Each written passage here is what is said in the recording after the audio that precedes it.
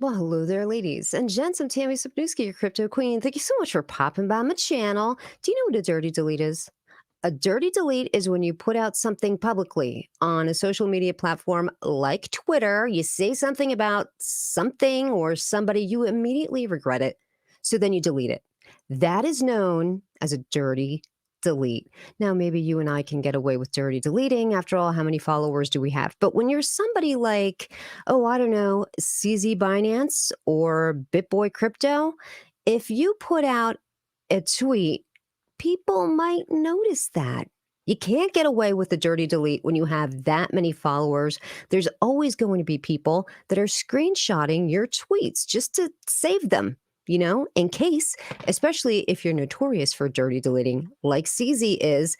So let's get to this great article because CZ recently put out a tweet about Kraken. Now, Kraken is a very successful cryptocurrency exchange run by Jesse Powell.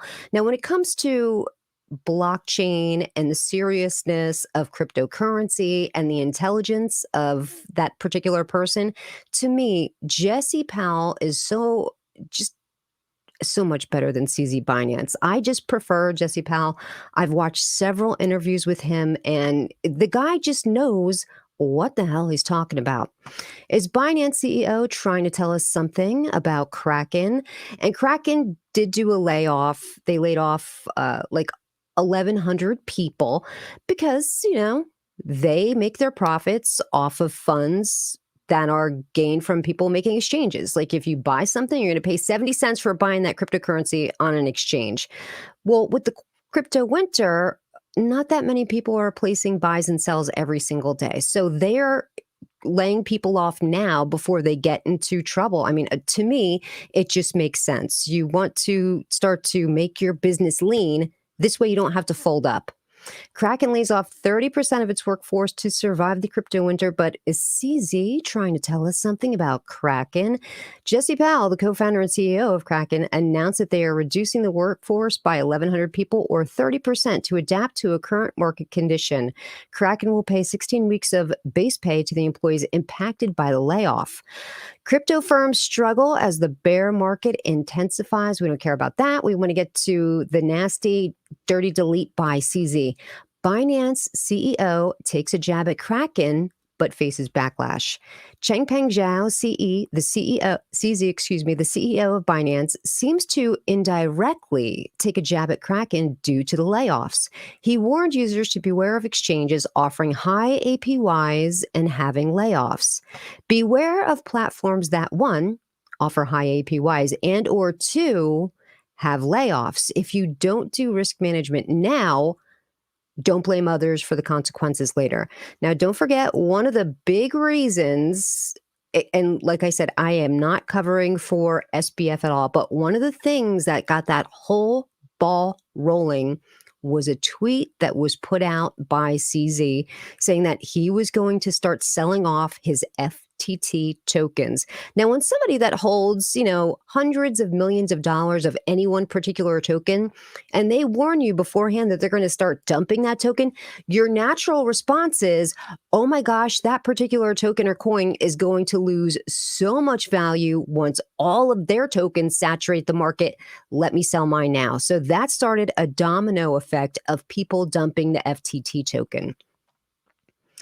Now, people did have a response to CZ because, they see what he's doing. He's just a major fudder. He is trying to FUD everything so that he can rise to the top and be the absolute king of cryptocurrency. The community called out CZ for FUDding with his competitors. They questioned him about the Twitter layoffs because CZ invested in Elon Musk's acquisition of Twitter. CZ later deleted this tweet. Dirty delete, dirty delete. He has done it multiple occasions. The community believes CZ creates FUD and later deletes the tweet. Now, here's a screenshot from a tweet that was put out by Concoda. CZ's new strategy is to tweet insolvency rumors and then delete it for the lulz. Double whammy.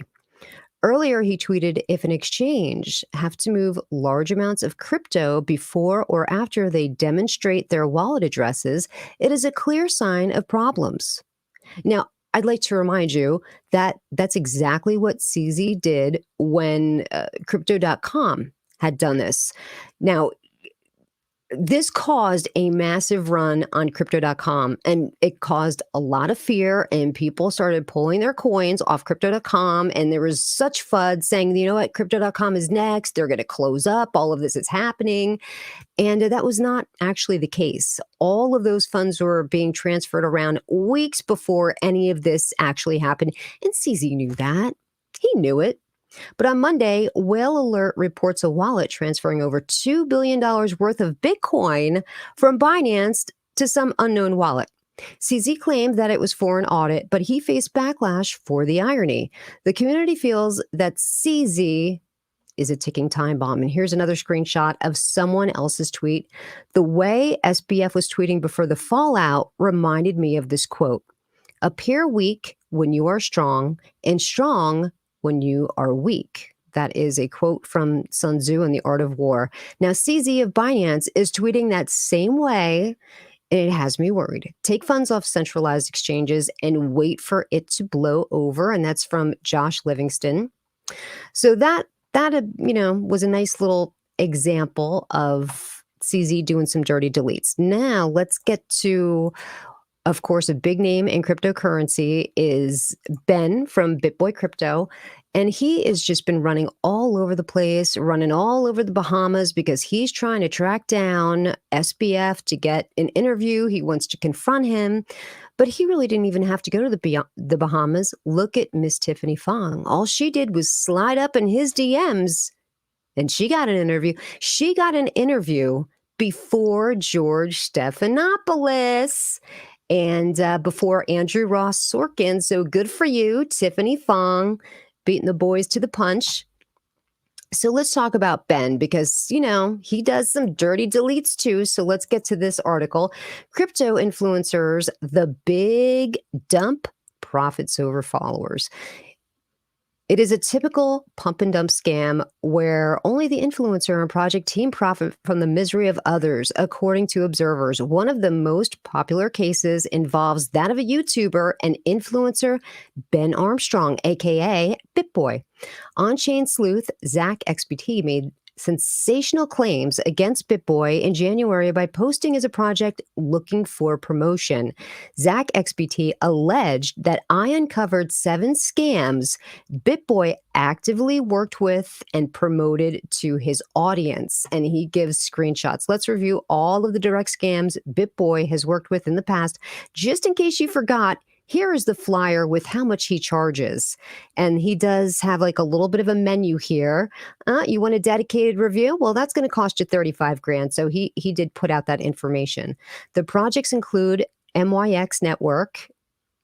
I'm not going to read all these. Zach XBT alleged all of these projects collapse, leaving ordinary investors poorer.